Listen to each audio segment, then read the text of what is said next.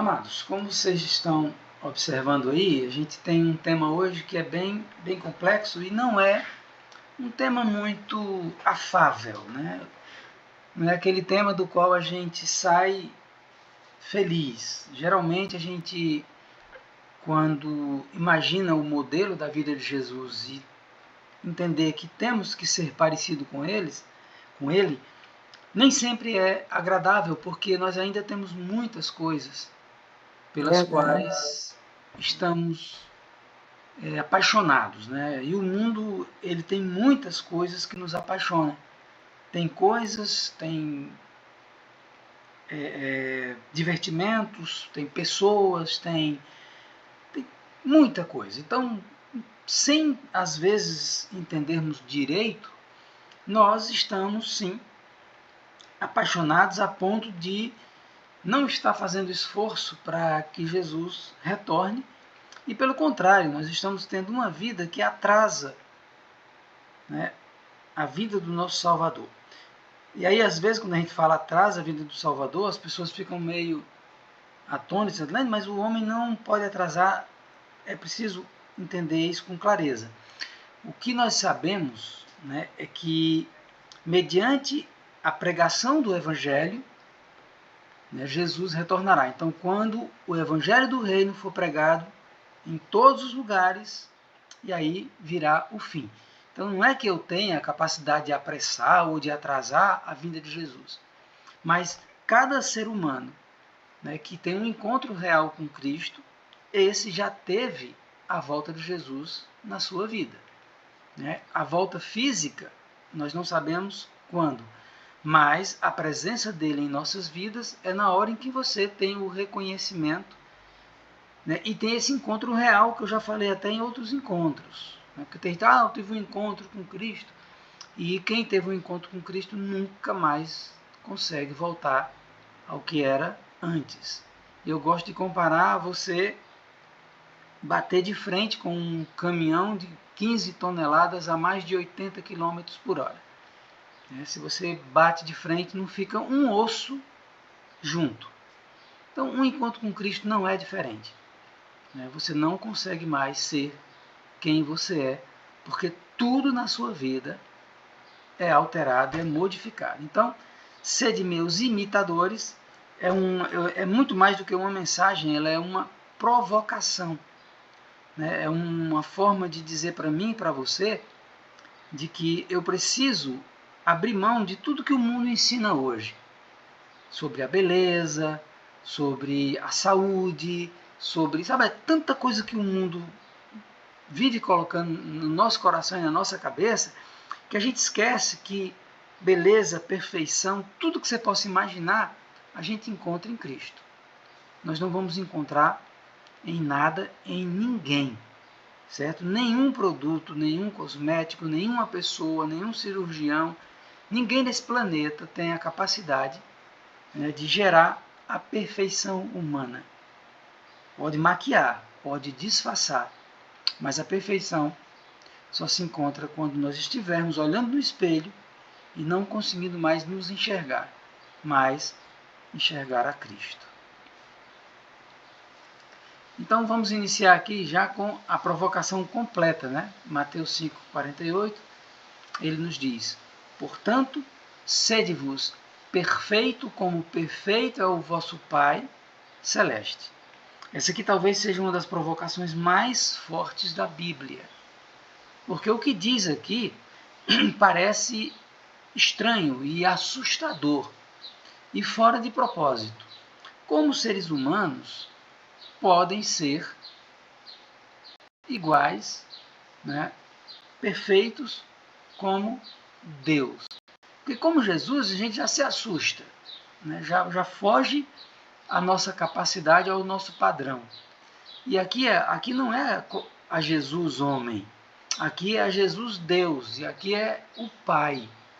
Então é a imitação de Jesus na sua perfeição e a imitação de Deus Pai na sua perfeição. Então o que vem na minha cabeça, eu creio que vai na cabeça de vocês, muito rapidamente, quando a gente escuta essa narrativa? Eu não consigo ser perfeito nem como um ser humano, como serei perfeito como Deus? E a ideia, meus amados, é justamente ser perfeito como ser humano. Essa perfeição que Deus pede não é a perfeição como Ele é, mas como nós precisamos ser. Então Deus, ele é perfeito na esfera dele. Eu preciso ser perfeito na minha esfera. Eu vou dar exemplos mais práticos para você não ficar muito atormentado com a provocação aqui que Mateus faz, na realidade que Jesus faz, né? Então veja só. Quando você se propõe a fazer um trabalho, as pessoas esperam de você, no mínimo, um trabalho de alta qualidade. E quando você não atinge essa expectativa, as pessoas procuram outros profissionais.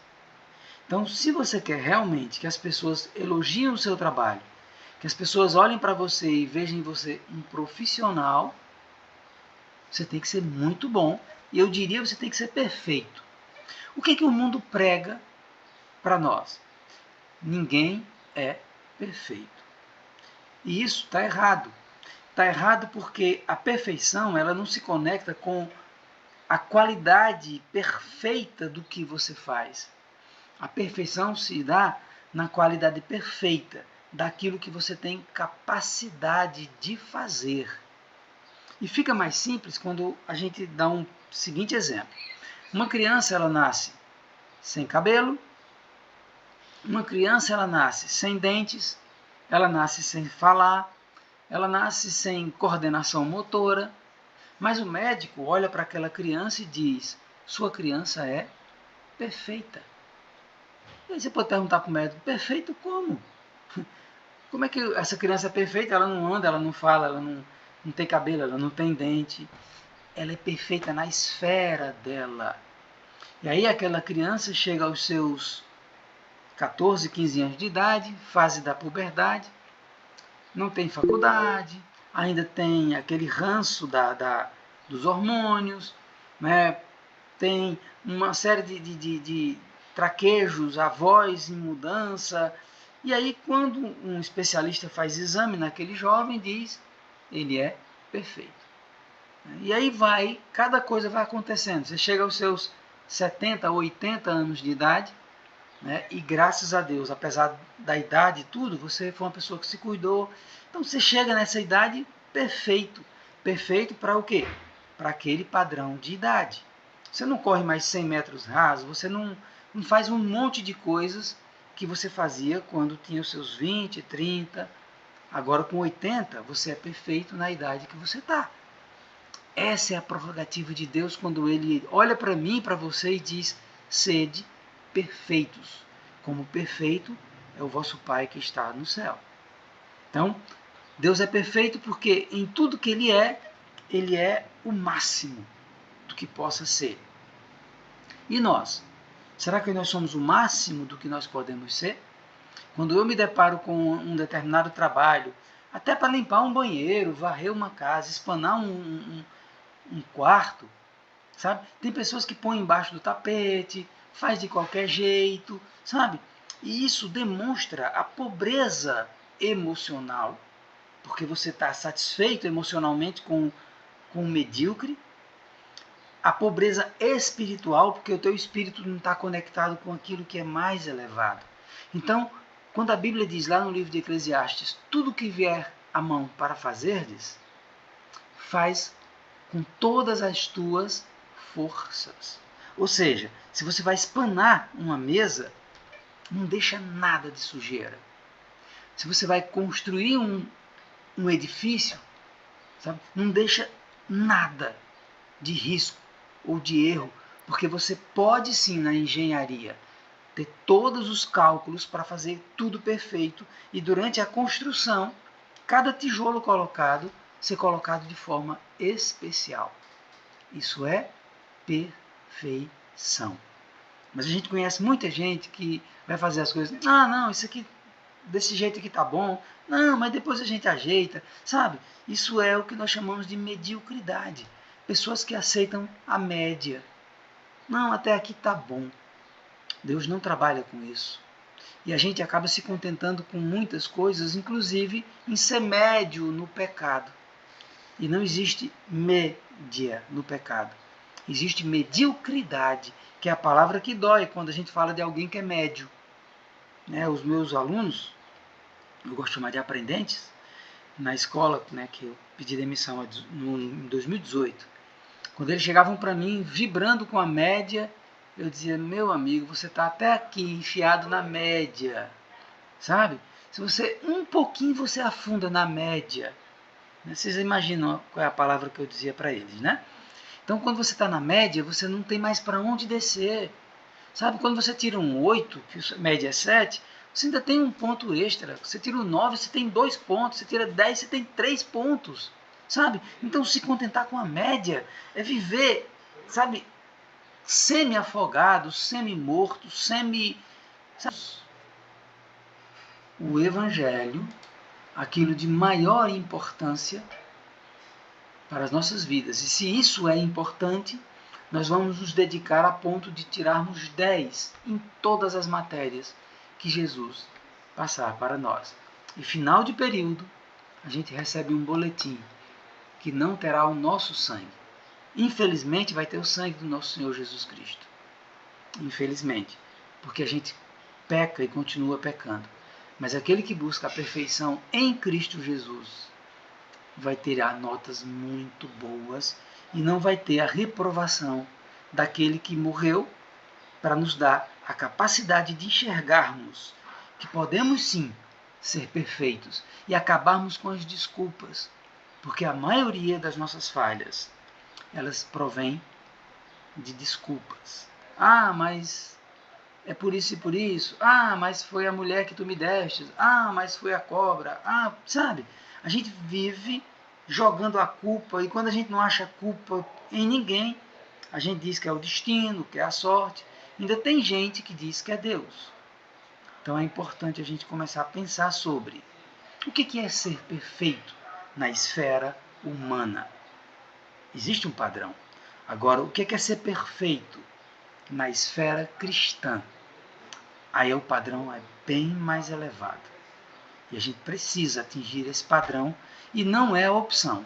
É mais ou menos aquele aluno que, próximo do final do ano, olha para as notas, está com um nível de reprovação ali quase garantido e ele se desespera. Alguns se desesperam e dão conta. Outros se desesperam, mas não tem mais jeito. E é isso que acontece com muita gente que negligencia a verdade por muito tempo. Aí chega um momento que a gente chama de cauterizado. O que aconteceu com o faraó lá no Egito? Paulo aqui, para nos deixar mais aliviados, ele diminui a visão, né, que se tem dessa perfeição em Deus. E agora ele chama a responsabilidade para ele. Por quê?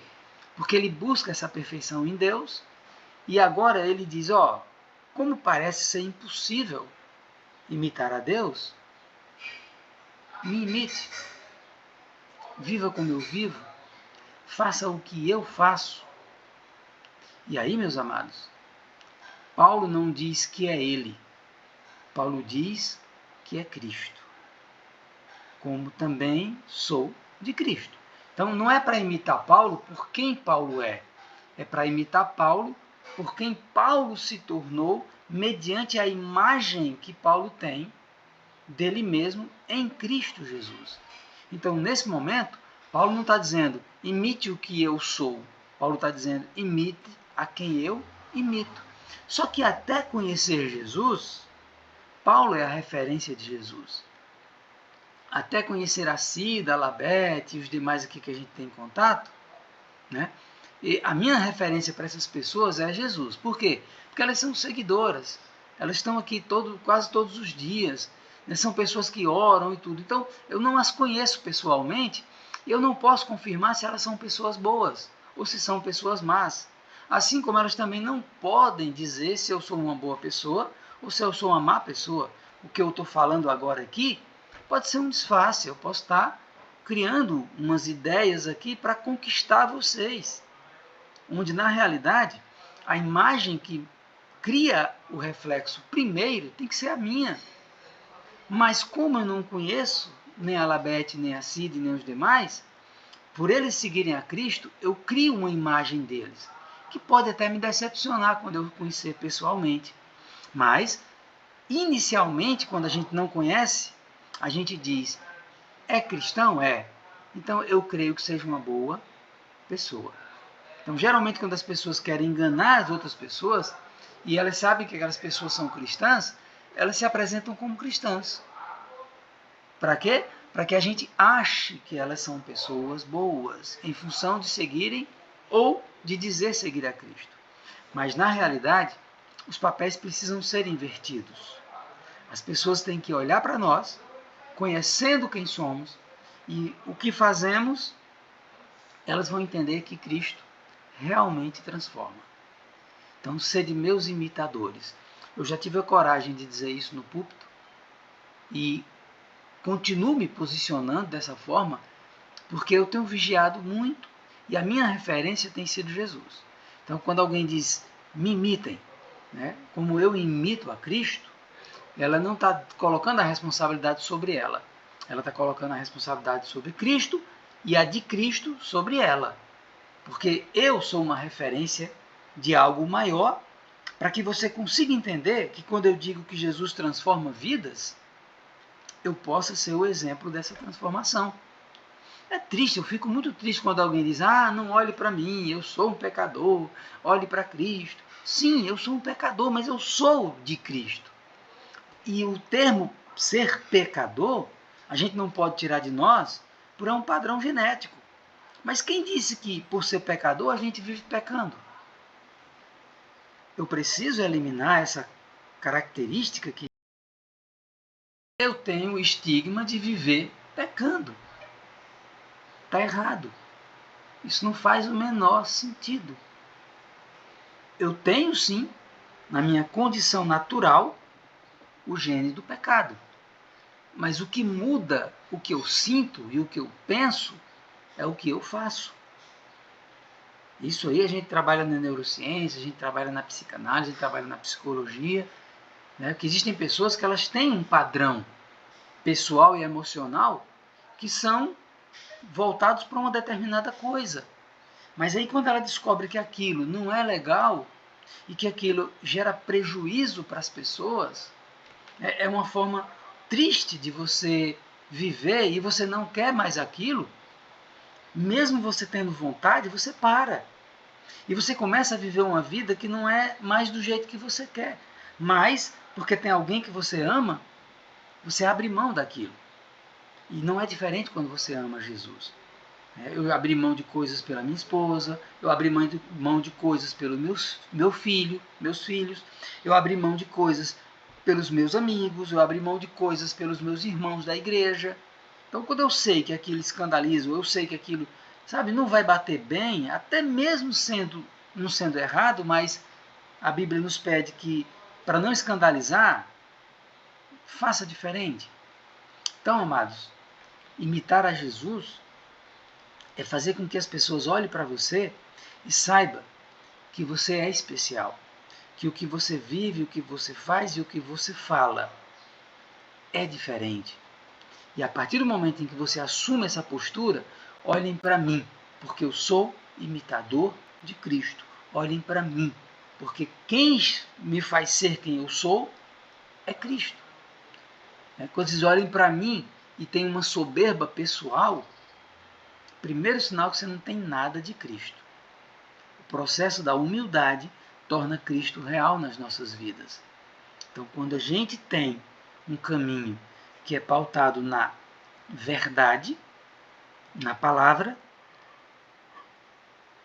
nos mandamentos de Deus, a gente tem referência para se segurar e não ter desculpa para o pecado, porque pecado não tem desculpa. Ok? Então, avançando aqui, deixa eu ver o horário como é que está.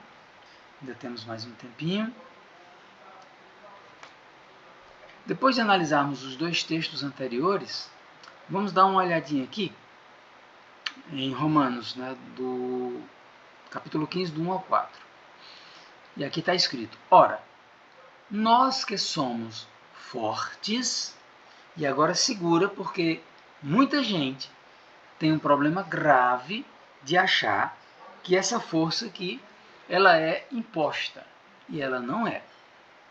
Quando Jesus quis mostrar a sua força, ele se dobrou de joelhos e lavou os pés de ignorantes, covardes, mentirosos, que eram os apóstolos.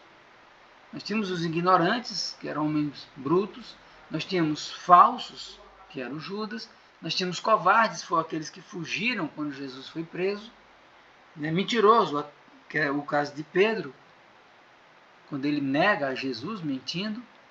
Então Jesus se dobrou para lavar os pés daqueles homens. Isso é ser forte. E aí ele continua dizendo: devemos suportar as debilidades dos fracos e não agradar-nos a nós mesmos. Percebem? Então, quando nós demonstramos força através das palavras e das ações e das agressões mesmo, a gente também se torna debilitado e fraco. A nossa força é quando nós abraçamos os fracos.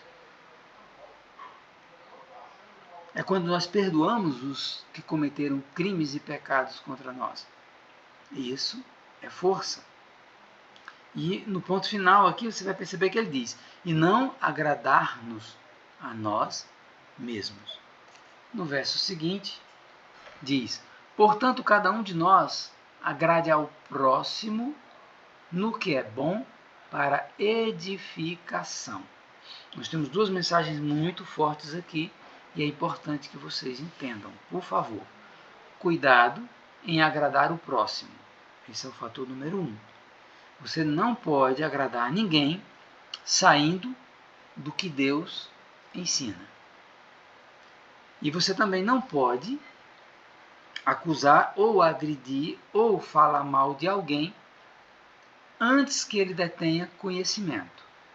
Então é interessante a gente ter uma balança para equilibrar.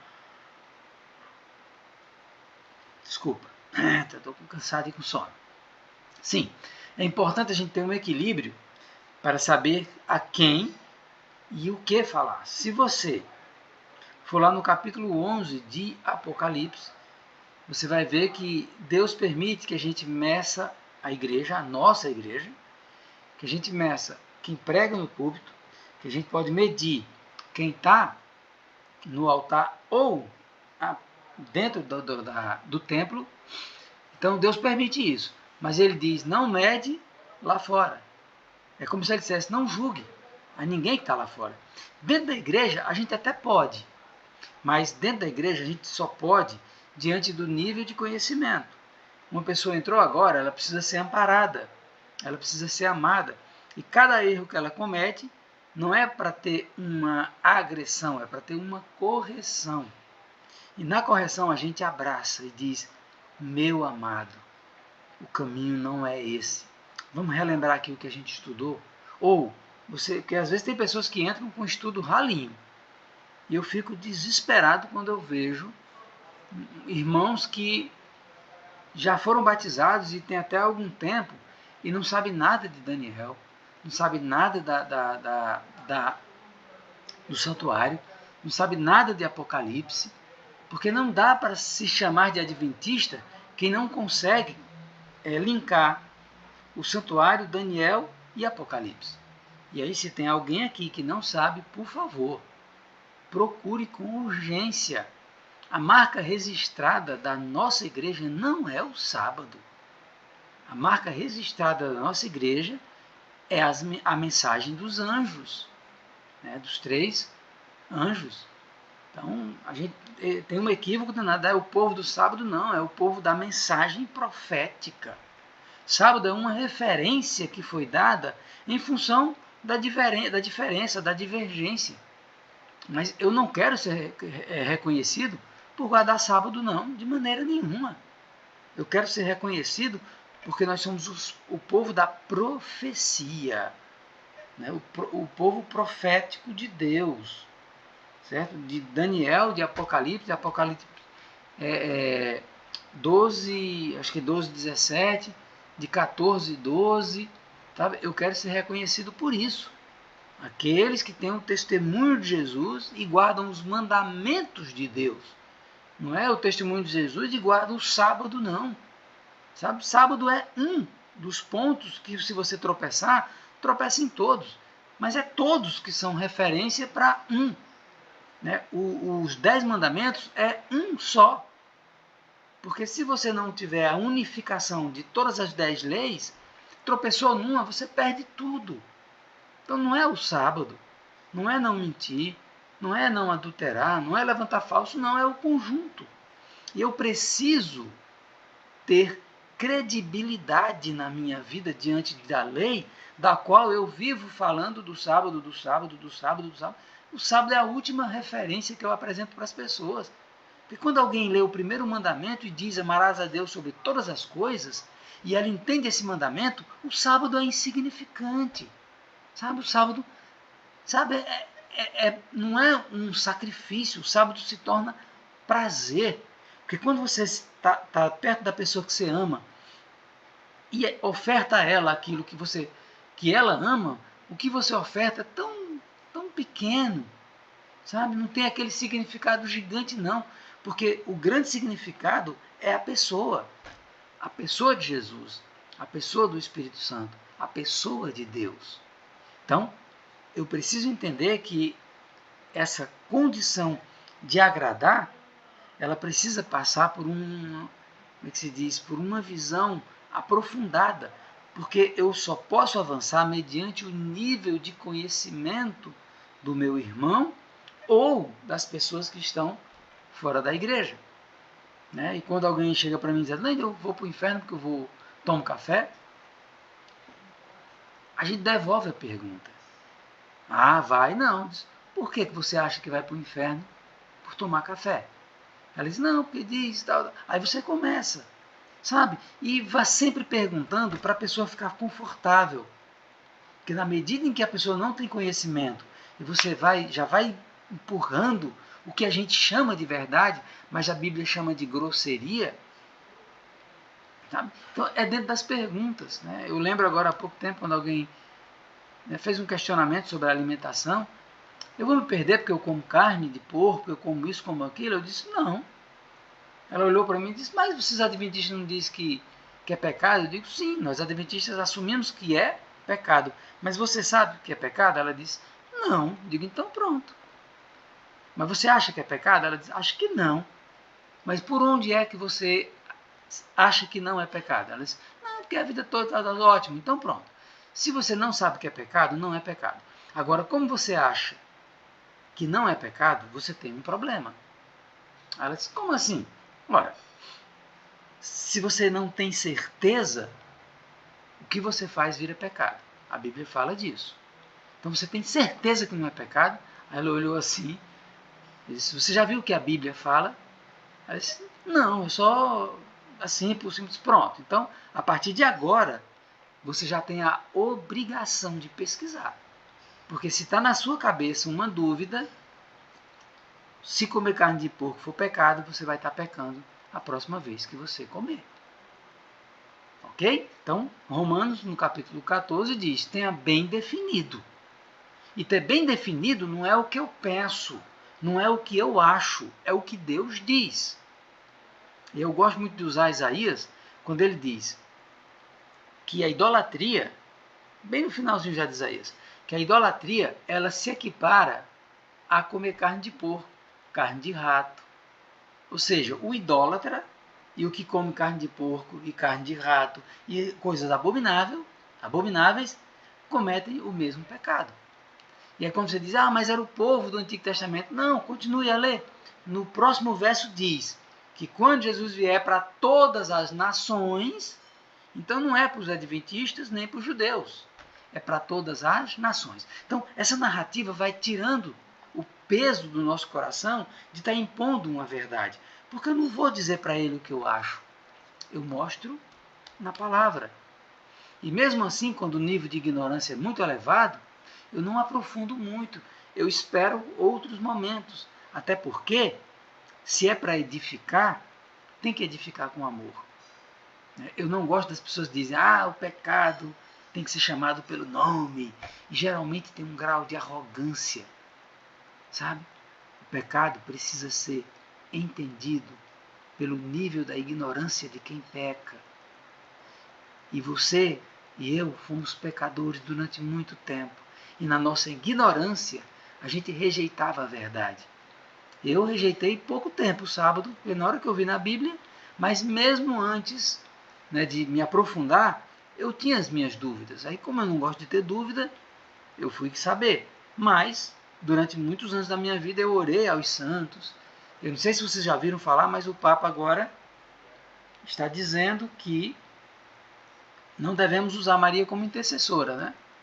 E até um amigo hoje perguntou para mim, e eu disse para eles que o Papa anterior, né, João Paulo II, não, acho que foi o Papa anterior, Bento, não lembro bem, ou o Papa anterior foi o João Paulo, que em uma reunião, né, num concílio de cientistas, ele aceitou a ideia da evolução, como se não fosse Deus que criou o mundo, mas Deus acendeu o pavio para a explosão.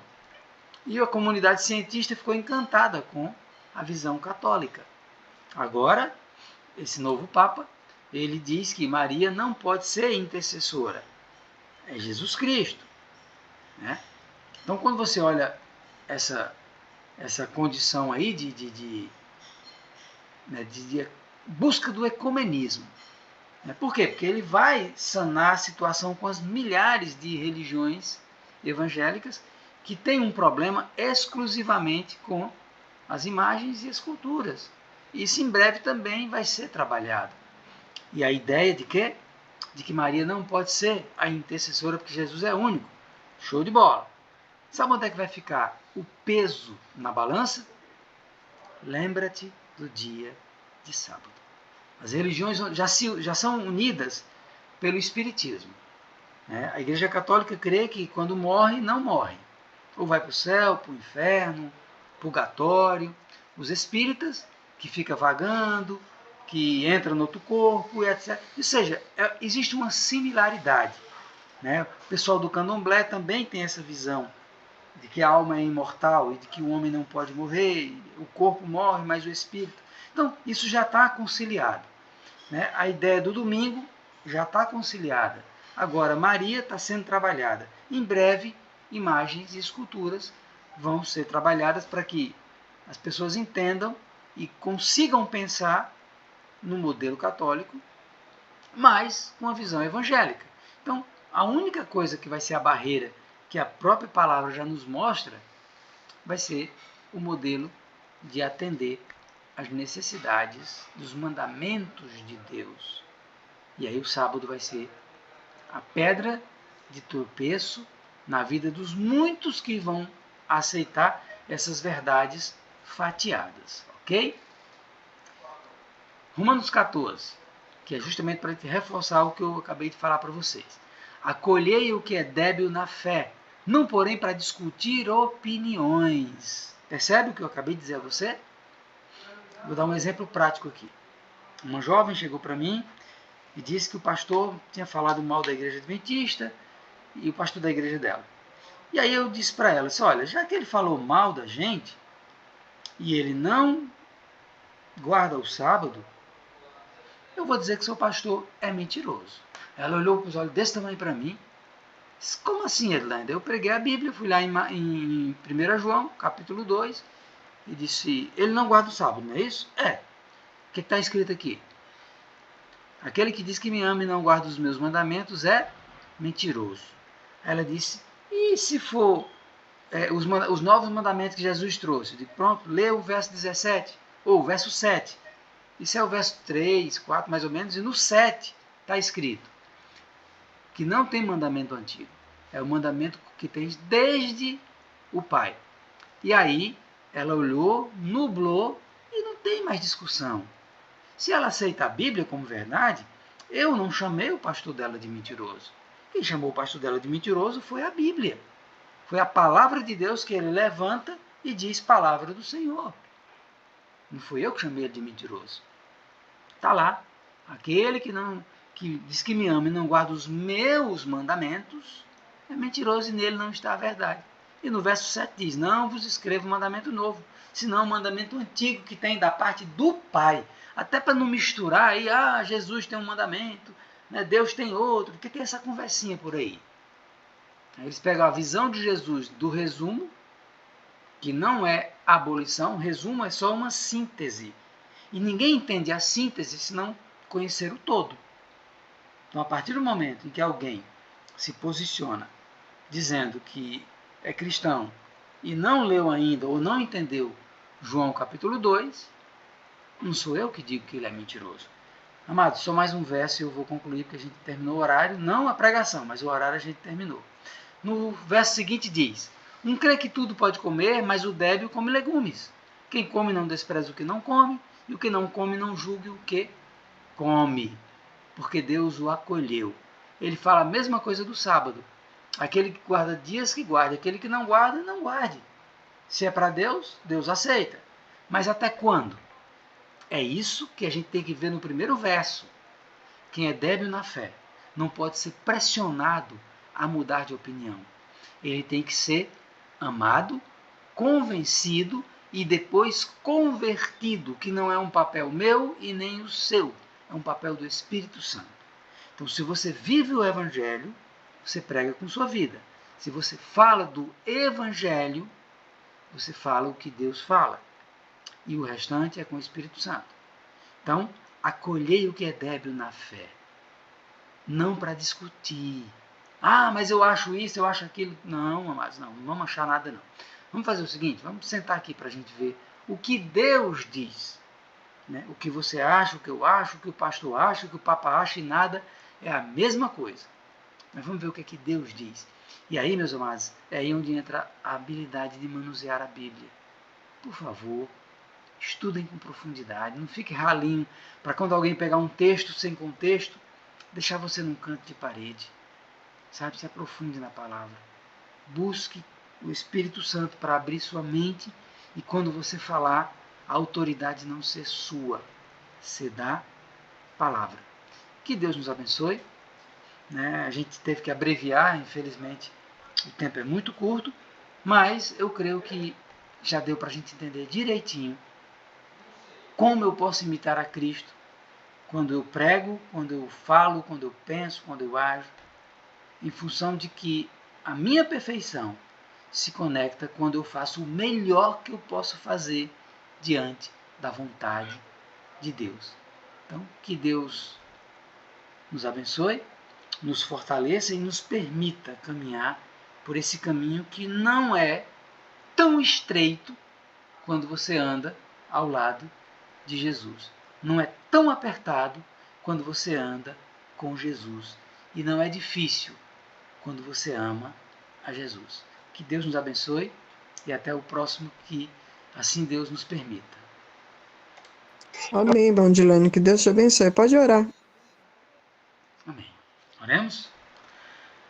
Pai Santo, Deus amado, gratidão eterna pela luz que nos derramastes nessa manhã, porque sabemos que nada somos diante daquilo que Tu és, mas podemos sermos grandes em um mundo, Senhor, que está em pecado e precisa de referências que brilhem a Tua luz para um mundo onde habita trevas.